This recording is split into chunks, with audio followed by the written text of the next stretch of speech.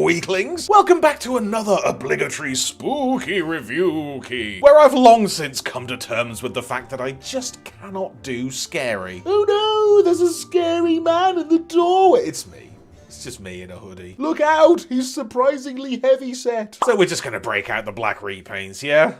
Yeah. Now obviously I love the 1986 Transformers movie, because it's mandatory, but I can't say I've ever been a major fan of plucky protag Hot Rod, or his personified character arc Rodimus Prime, but neither am I one of these people who hates Hot Rod, because it's his fault Optimus died, he killed my hero. I lack the emotional intelligence to understand that Optimus Prime's death was a marketing decision, and it's Hot Rod's fault. I'm neither of those, I'm neutral on Hot Rod. I'm always modestly happy when he shows up, but it's never a surprise. He's been a Target Master, a Headmaster, a Micro Master, a Titan Master, a Peace Master, a Masterpiece, and he's even set to spearhead the G1 annexing of the Studio series. Where does it end for this guy? But all I've ever wanted out of Hot Rod is to get me a man that can do both regular Rod and power-up Prime. Like a standard Hot Rod toy that you could upgrade a la Ultra Magnus into a big-ass Rodimus Prime. Because that should be doable, right? I didn't even need it to be brilliant, I just thought it'd be cool if there was a toy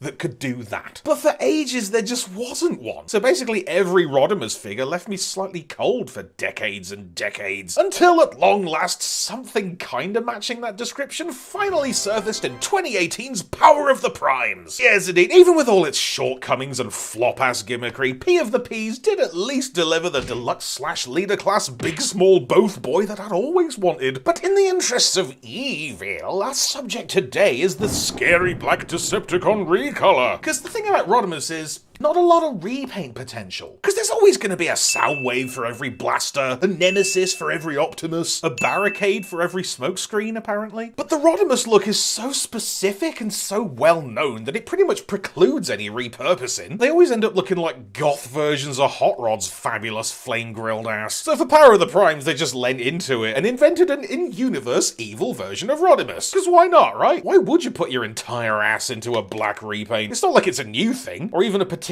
clever or interesting thing, but it is always a fun thing, regardless of whether you approach it from a serious dark evil angle, with the black magic and the vengeful curses and the standing ominously in a trench coat in a cemetery, or from a kick-ass party mosher angle, with the Jaeger bombs and the tattoos and the standing ominously in a trench coat in Tesco's. And this one definitely lends itself to the latter category. The Lategory. Yes, indeed. Open up the pit for Power of the Primes Evolution Rodimus Unicronus, so named for his brief spell under the control of Unicron in some forgotten YouTube clip, and for the play feature that lets him evolve into his bigger and badder bod from a smaller starter Pokemon self. So I reckon we'll kick off at a reasonable speed with the deluxe class core robot, the tediously named Nemesis Hot Rod. God, so much potential for a fun name, and that's what they went with. Come on. Not Rod. Rot Rod. I guess at the very least they didn't go with Autobot Rodimus Black version. Anyway, here we go with Power of the Prime's Hot Rod It's Not a Phase Mom edition, looking superbly sinister in a svelte Skywarpy ensemble of black and grey with purpley highlights and mirror shine reflecto stickers. Gotta say, this is really vibing with my inner Greb and my outer Greb. I'm like 90% Greb. With the chest plate trading out the traditional Guy Fieri flames for this pseudo-tribal WWE jobber tank top, and I love his enjoyably try-hard my first band photo super stern face. We've all been there. It's just a cohesively crusty fashion statement that says, what if Hot Rod owned a tarantula? But behind the facade, old Hot Topic Rod here is about as basic as it gets. Like, the breastplate looks sharp and shiny, but it's a blatant fake out, because the actual Transformy hood's stashed on his back and barely obscured by this massive spoiler flap. Limbs are all very odd. Like, these shoulders are weirdly restrictive, but they've got these strange secondary underwheel pivots, which I see what they were going for, but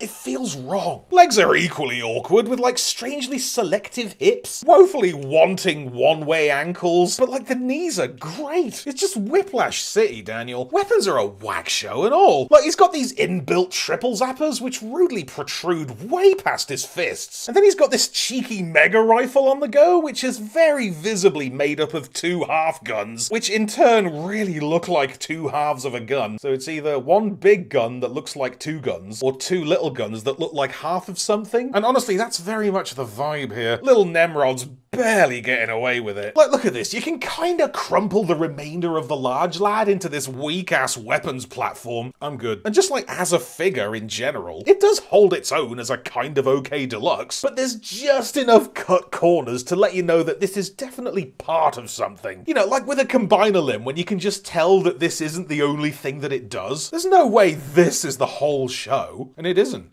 So I'm kind of okay with it. Anyway, what do you say we ride in style? What's the baddie version of that, I wonder? Kill, kill, stab, twist, kill!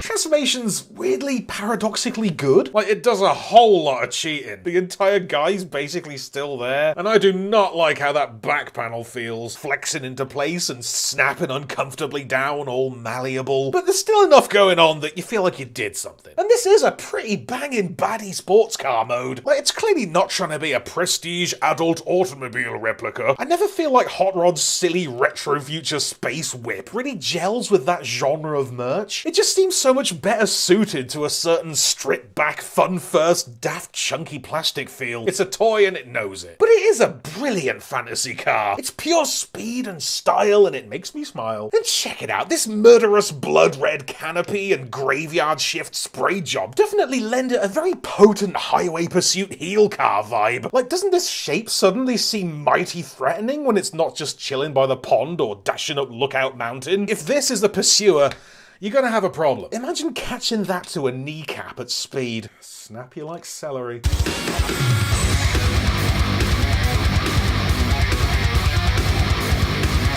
So if you care to crease down the old battle platform, you can clasp it on top to create this bad bastard version of the famed Rodimus Space Winnebago, or Cinnabago, or Winnefago. Man, doesn't the Rodimus wagon seem like such a demotion? Like, Hot Rod's this fun-loving cool kid who's all about speed and fluidity, but by the end of the movie, he's suddenly got all this deadweight burden on his back? It doesn't seem like an upgrade to me. It's just like, ugh, life, right? Oh boy, a toy of responsibility. But I guess in hand it is pretty impressive. It's long and mean and smooth and sharp, with a nice bit of visual cohesion going on, with the matching back wheels and the close enough continue pipes. And I do appreciate the stickers back here that spurn the famous feisty flames for a purple poison type pollution plume. And as a vehicle, the whole Darkwave gravity magic get-up really does throw off his entire identity. Like, what is the function of this? I can't even see this as that cozy fantasy Astro motorhome anymore. It's more like an upmarket garbage truck, or like some kind of turbo hearse. But if we're being real, it mostly comes off as a kibble delivery system. Because the look here is so rampantly ramshackle, ramspantackle, with the wildly obvious slopey shoes. The hands are just right there. It just looks inside out, with all like hinges and internal panels uncomfortably exposed. I feel like I shouldn't be seeing this, like I'm intruding on something private. But I mean, it does the job, right? That's where I'm at with this toy. It's not even new. We know what it is. I know how I feel about it. It's dumb, and it's scrappy, and it sucks, and it's brilliant.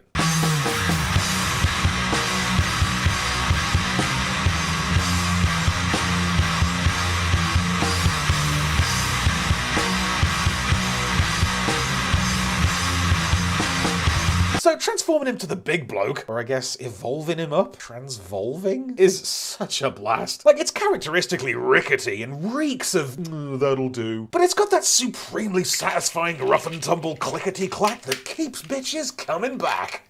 It's me, I'm Bitches. And here we are at the end of all things with Rodimus Unicronus himself. And I'm so happy they didn't just call him Nemesis Rodimus, although you can guarantee that's what he calls his motorcycle. Now this leader class lunk is the very definition of endearingly imperfect. Like, so far in this review, I think we've established that. But the Roddy mode really cranks it up to 11. Because first of all, it is kind of a cool looking thing. It's big and imposing and alright at posing. Details may be a bit baby level, but he rocks the shit out of that rifle. Overall, it looks a bit of a badass biker bar bouncer, but it feels weird. It moves weird. The way it's formed is weird. This is a sublimely strange creature. But who am I kidding? That's my type. Alright, come on, we gotta do the head. Is that Or is that not the most absolutely 100% perfect vainglorious villain face? With the pointy red Gurren Lagann looking visor shades, like proper hater blockers, and the friggin' handlebar moustache, looking like Macho Man Roddy Savage. Do you think he has to shave? Can robots grow hair? Let's not have that discussion now. But for real, this brutal bear bonce is so stupid awesome. It honestly takes the edge off how ropey the rest of it is. I mean, the body looks pretty gnarly from the front, like blow! Just a pure cliff face of Rodimus beef, with that thorny, symmetrical design that's one skull away from being a mid-2000s album cover. But then you've got his puny little other mode arms cowering up the back, like, oh, I hope he doesn't see me. The back's just this huge empty box frame. The legs are legs, and the arms are straight up bizarre. His arms. Like, the hands and elbows are fine. They've got pipes on them, whatever. But like, look at this. These cheeky shoulder topper towers here are actually the shins from the little guy mode. So like, the shoulders proper are made out of his thighs. I don't know why that bothers me, but it really does. I think it's because it's a body part made out of a different naked body part. Like, just the knowledge that that's what that is. This weirdly fleshy trapezius ridge back there, that's made out of his inner self pulling the most epic taint-destroying perma-split of all time. It just doesn't sit right. That does not sit right. And that's why he's my favourite. Anyway, as part of the whole Primes and the Power Thereof initiative, Rowdy Roddy Prime here comes with an evil version of the Matrix, which I'm presuming is called the Nemesis Matrix, or the Zertam Faux Pizradiel, or some stupid thing. Oh, Matrix of Chaos, is it?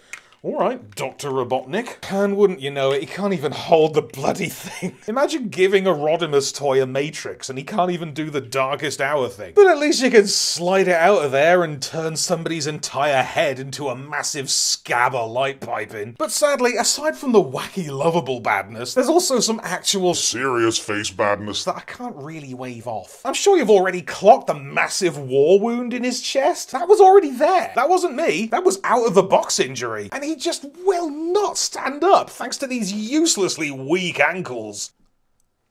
I'm not saying that. But there's no way that's enough to turn me off. I just enjoy him too much. If I gotta stand him a bit weird on the shelf to keep him on his feet, then even better. You are just too entertaining to hate. So where are we at? Does an evil version of Rodimus Prime really work? I mean, kinda. It definitely looks big and dangerous, but I feel like it's trying a bit too hard to exude that shattered glass fearful malevolence. And I don't know if it's landing the way they intended it to. Because when you take that flavour of dark energy and filter it through Rodimus' ineffable natural charisma, I just can't see it as a legit evil doppelganger. It looks to me like Rodimus himself after listening to Motorhead once. Who knows, maybe that was the point. They did give it a moustache. But is it good? I'm not going to sit here and pretend they've achieved perfection. And I'm sure there's a lot of ride or die Roddy stands out there for whom this figure will have really missed the mark. But for me, it's close enough, isn't it? It's an alright Rodimus toy that does the thing I wanted, and it achieves it by being a total freak. The best possible outcome. So great job, 2018 Hasbro team, you did it! You finished the whole thing, you made it really happen, and as I specified, it wasn't even brilliant. That was on the brief. Gold star.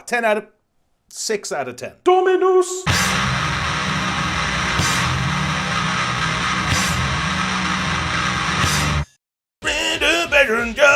Oh, happy reviewing, everybody. That doesn't work, does it? Hope you enjoyed that one. I actually meant to get that one finished for Halloween last year, so feels good to finish it. Was it worth the wait? Nah. Anyway, much spooky gratitude to Ash32121. Thank you, Ash. I barely deserve you. Bye!